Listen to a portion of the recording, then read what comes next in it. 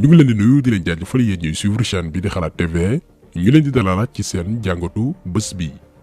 te nag dañuy wax ci benn situation politique Sénégal ndax actuellement dafa mel ni dañu nekk di assister ci benn grand ménage foo ko déggee mooy désorganisation am na jaxasoo am na pëcc itam am na kenn xamul kii et qui fait quoi loolu la ñu nemmeeku woon ci politique gu Sénégal jamono yu weesu. mais dafa mel ni actuellement depuis un certain temps 1 an jàpp 2 ans ak ay weer yi ñu génn géopolitique bi mi ngi soppi xar kanam ñoo ngi ràññee di xam naxaatekat yi te loolu dañ koy gërëmee Macky Sall xam naa ñu bëree bëri ba ñu gisee titre vidéo bi jaaxal na leen lool mais ñun dañuy gërëm Macky Sall li tax ñu koy gërëm mooy ci nguuram la ñu démasqué ñu bëree bëri weer leen ci nguuram la ñu xamee ñiy politique ngir principe ak valeur ak ñiy politique ngir xaalis maanaam wut fu ñu bokkatu ngir defar seen dund. nga xam ne dañ koy wooteel président de la république muy ay milliards yu bëri ñu ne ko nag kees gi lu la neex nga def ci doo rendre compte kenn doo rendre compte peuple bi bu ko defee nag mu ciy jël di ci jox njabootam di ci jël di jox xaritam di ci jël di jox ay àndandoom ñun nag ñu ne dañuy fexe ba président de la République bi ñëw te ñuy yaakaar ni ki jàkkaarloo géej la. ndeke waa ji Issa Sall jamono jii li borom muus ba doon wax naan ci ay caaxaan képp la nekk ay pexem jublu woon dinañ ñëw ci moom parce que cas moo gën a critique li tax cas am critique mooy moom benn parti moo ko wóolu muy PUR ngemb ko ne ko teewul ñu législative ak présidentielle moom créewul parti moomul parti. ndekete waa ji mi ngi dugg ak Macky Sall ci suuf te tàggul borom parti ba tàgguwul ndawi parti ba tàggul benn instance su parti bii di PUR daf leen jàmpaaka ginnaaw ci gàttal. dinañ revenir ci dossier am ak ni mu violé suñu loi nekk député PUR ba noppi dem di négocier poste ministre conseiller lépp daan ci revenir. ba tey ci dossier yi beneen cas bi ñu interpellé mooy ancien militante PDS bii di Aïda Ndiongue yaakaar naa ku ne dégg na turam rawatina jamono ji CREI yi doon topp ñenn ñi nga xamante ni dañoo njortoon ne dañoo lubal xaalis Sénégal ci tawu Maître Wade ñu ko doon tuumaal li ñuy wooye enrichissement illicite ku am xaalis bu leewul 47 milliards yoo xamante ni moom Aïda Ndiongue daf ko am te kenn xamul fan la ko jëlee ñu tegoon ko loxo nangu ay bien am. ma bëgg a xamal waa Sénégal ni sama alal ji nga xam ni dañu wax ni dañu koy nangu nañu jël diggante xàcceeg dóor de yiwu yàlla xëj na ci ndax man gëm naa yàlla sama borom ku ma gis sax xam ni tiitu ma dew ma sax bay tiit. léegi nag comme que nguuru Macky Sall stratégie bi mooy xëbal gars yi pour ñu transhumé maanaam Macky Sall moom bañul ko sàcc moom bëgg na nga sàcc mais boo sàccee ñëwul ci wetam jël xaalis boobu noonu di ko campagnal ndax Macky Sall amul génie politique Macky Sall dafa comprendre yenn sénégalais yi ci seen bëgg xaalis. comprendre na que ni ñenn ñi alalu àdduna daf leen jar lu nekk jaral na leen ñu weddi seeni kàddu démb jaay seen ngor moom loolu la teel a comprendre moo tax mu xam fi muy jaar ñenn ñi. Macky Sall xaalisu Sénégal la yor di ci jënd ñoo xamante ni leer na ko ni li ñu gëm bariwul di ci chantage ñoo xamante ni itam dañoo luubal xaalisu Sénégal ci noonu la Aïda Ndiongue daal di transhumé dinañ ñëw ci dossier bi ñu ko doon toppee ak milliards yam fa jël léegi pour wut porox ndollu wut fa mu làqu ndax dañ ko waroon tëj ci yoon. ba mu xamee loolu nag gannaaw nee na li ko Macky Sall teg lépp léegi nee na moom lay jàppale ngir protéger wu. li fi xewoon dogalu yàlla la du président Macky Sall parce que Macky Sall du yàlla nit la na man nul ne peut échapper à son destin yàlla moo ne woon loolu dana ma dal na ma nangu naa ko ak dignité ma ci sant yàlla sama borom ba génn ci ak dignité Macky sama rakk la. ma wax nag ni tey jii di 1er avril 2021. Razan gi nga xam ni mooy le réseau des amis et sympathisants de Aïda Ndiongue ànd na ak président Macky Sall définitivement topp ci gannaawam di ko jàppale te itam may ñaan yàlla wér ak gudd fan pour mën a am kàttan ba sillonner le Sénégal jàppale sama rak parce que sama xol dafa sat. donc jëmm yi la ñu Macky Sall wan ci nguuram moo tax ñuy dellu di ko sant encore une fois. ñun ñaari cas yi fi xew muy bu Issa Sall ak bu Aïda Ndiongue booy xool choqué wuñu torop ay rey sax la ñu def donte rappel bi am na ci solo parce que bu ñu jëlee Aïda Ndiongue moom duñ ko bàyyi noonu dafa yomb parce que suñuy milliards lañ koy toppee bu leerul tey daañu ko leeral ëllëg bu fi Macky Sall jógee mais liñ ci retenir mooy daf ñuy permettre ñun sénégalais yi ëllëg ñu mën a xam fu ñuy teg suñuy tànk mën a def tànneef bu baax a baax instant bi lu extraordinaire moo nekk di xew te rendre luñ ci compte ndax am na ñoo xamante nii bu ñu yàlla nattu woon bu ñu jiite réew mi ñooy raw Macky Sall booy seet Macky Sall moo leen gën te loolu war nañ ci sant suñu borom bu baax a baax.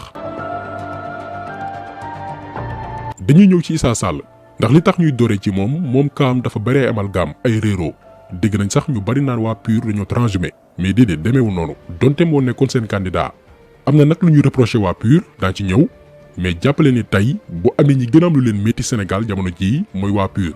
ndax ñoom dañoo tëgg seen programme élection présidentielle yi defoon nañ ci benn vidéo spéciale bañ doon présenté candidat yi mu nekkoon programme boo xamante nii dañ koo tëgg ci ay valeur tëggu ko ci ay principe tëggu ko itam ci diine parce que ci sos parti bi muy sëñ Moustapha kilifa diine la ñoom waa PUR wut seen candidat boo xamante nii moo leen di représenté législative waaye itam représenté leen présidentielle ci lañ tànn Issa Sall ci couleuru parti PUR mu nekk ci député en 2017 ba noppi présenté wu élection présidentielle en 2019 jël 4e am 178 000 voix. deuxième tour buy am Macky bu mu ci bokk. deuxième tour buy am nañu éliminer Macky dès le premier tour. te loolu mun nañ ko détermination rek la laaj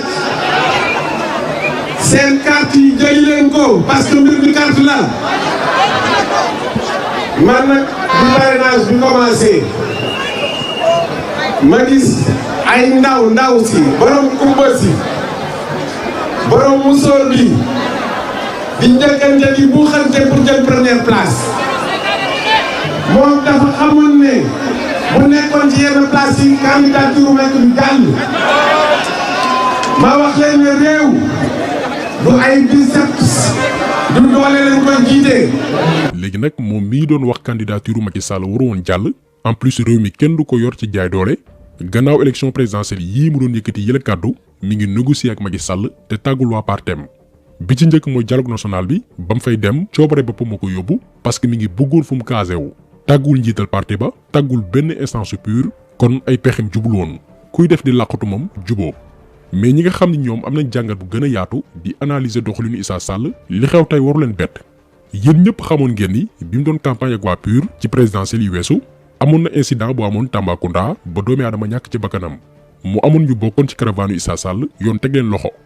mais gannaaw loolu incident boobu noonu Issa Sall non seulement seetuwu leen ñi nga xam ne ñoo àndoon ak moom te ñu jàpp leen mais aussi demul ma saw seen njaboot. ñu gën a naqari nag bokk na ci Issa Sall musul teg tànkam Tambacounda pour seeti leen musul teg tànkam ci kër famille ñi nga xam ne ñoom lañ téye pour masawu leen musul jël téléphone am woo leen kon nag loolu dañuy gis ne manque de considération la envers ces braves jeunes. lii ay kàddu kenn ci ndaw PUR yi la mi ngi ko tenir en novembre 2019 maanaam jeune parti bi ñoom teeloon nañu comprendre que ni waa ji ay pexem jubul ku dëng la ba exiger woon sàkk woon ñu dàq ci parti bi. li ñuy ñaan nag les instances le directoire ñu ngi leen di ñaan ne leen ñun bi ñu defee seetlu yi li ñuy ñaan mooy ki nga xam ne mooy le camarade Issa Sall dañ ko génnee parti bi parce que ni muy doxalee méngoowul ak tëralinu parti bi. donc ñun bu amee lu ñu reproché parti PUR yu mel nii la benn soble bu nëb kenn du ko bàyyi ci saaku te loolu jeune parti bi teeloon nañ ko comprendre ba ci àddu tey conséquences yi mooy lan coow lu yemu rek ci Issa Sall mais parti PUR ci boppam na ñenn ñi di joxoñ baaraamu tuuma kon parti yi ni ñuy gën di déglu ndaw yi na jeunes yi jël pouvoir bi ndax gëm nañ ni Sénégal buy soppi xar kanam ëllëg dëgg la dina am ay mag yu topp ci ginnaaw mais initiative bu jeunes yi lay doon parce que Sénégal suñu population 70% yëpp ay ndaw lañ. téeméer yoo jël juróom-ñaar fukk yëpp ay jeunes lañ naam mag mat naa ba cim réew loolu dëgg la mais ak yan mag boo jëlee ko ci mel ni Issa Sall 1956 la juddu am na juróom benn fukki at ak juróom gisuñu lu muy daw bay daanu di complot mais est-ce que mag bu mel nii mat naa ba cim réew koo xam ne ay junni doomi aadama ñoo la wóolu 80% yëpp nekk ay jeunes jiital la am ci yow yaakaar ndekete yow yaa ngi teg dil ci seen ginnaaw te tàgguwoo leen yëguloo leen yor seen poste député ba noppi di lijjanti ndombal tànk ministre conseiller te loi mayu la ko maanaam Issa Sall dafa violer loi ndax charte Sénégal moo ne mënoo nekk député ba noppi nekk ministre kon na jeunes yi jël seen responsabilité ci parti yi doxal ko ak ay valeurs yoo xamante nii mag ci mel ni Issa Sall amuñ ko. bu ñu jëlee Kaw Aïda Ndiongue dañuy revenir ci dossier am ak li taxu ñu tëjoon ko parce que da ciy baax. gannaaw ba ñu follee nguuru Maître Wade sénégalais yëpp a sàkku woon seen alal gi ñu yor ñu leeral fan lañ ko jëlee parce que ñu bari ci ñoom nekk nañ ay milliardaires ci diir bu gàtt a gàtt ci dëkk bu métti comme Sénégal. Aïda Ndiongue bokkoon ci ñi nga xamante ni dañ leen ciblé woon ndax gannaaw ba ñu defee ay investigation alalam gépp mi ngi toll ci 47 milliards pour ñi xamul lan mooy 47 milliards mi ngi mel ni nga dund lu ëpp téeméeraat 100 ans ci kaw suuf chaque jour ci 100 ans yooyu noonu nga dépensé 1,3 million bés bu yàlla sàkk nga def ko téeméeraat mais du jeex lii la Aïda Ndiongue possédé woon ci alal bi Macky Sall di soog a falu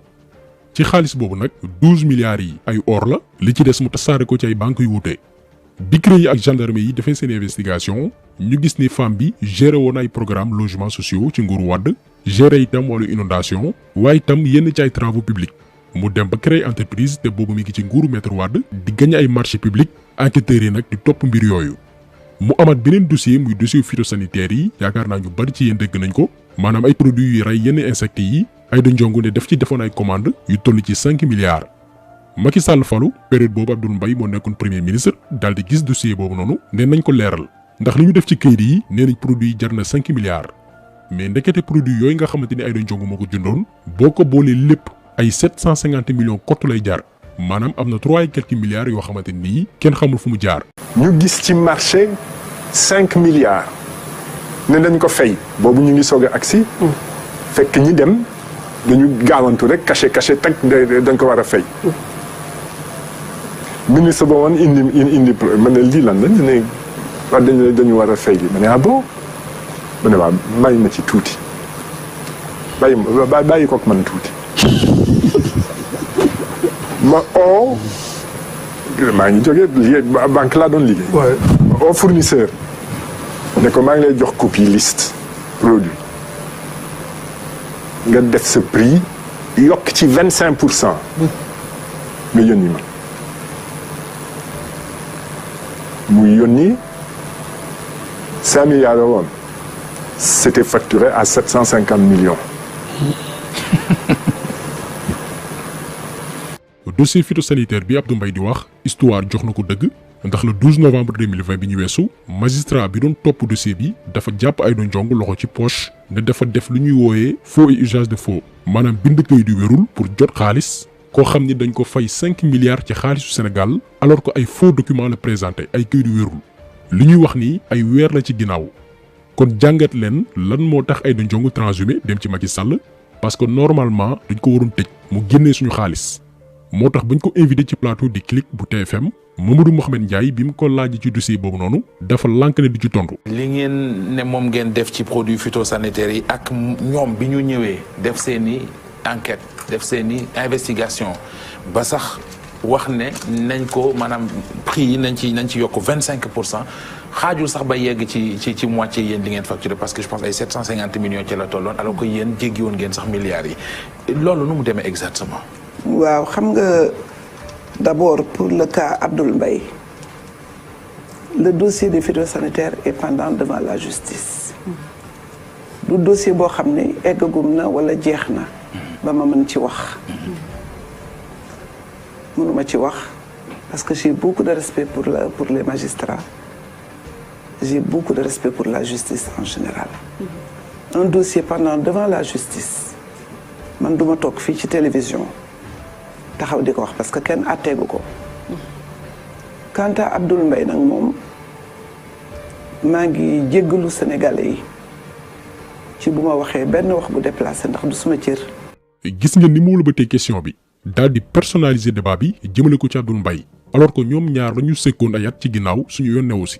waxal ci 5 milliards sénégalais yi muy waxi Abdoul Mbaye kon moom xamoon na ni bu yoon deful liggéeyam dañ koy tëj moo tax mu profité daal di transhumé dem ci Macky Sall ngir wut fu mu làqu lii moo nekk di xew actuellement Sénégal suñuy milliards France daal la xëddeem dootul mujj fenn parce que instant bii Aïda Ndiongue APR la bokk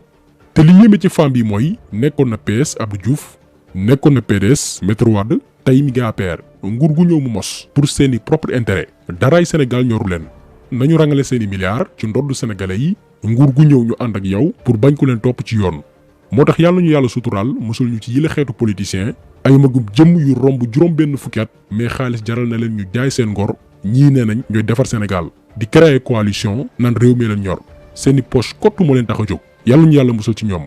kon taxaw seetlu bi tey loolu woon ñu ngi leen di gërëm di leen jaajëfal di leen di daje incha allah beneen yoon ci beneen jàngat jàngin jëf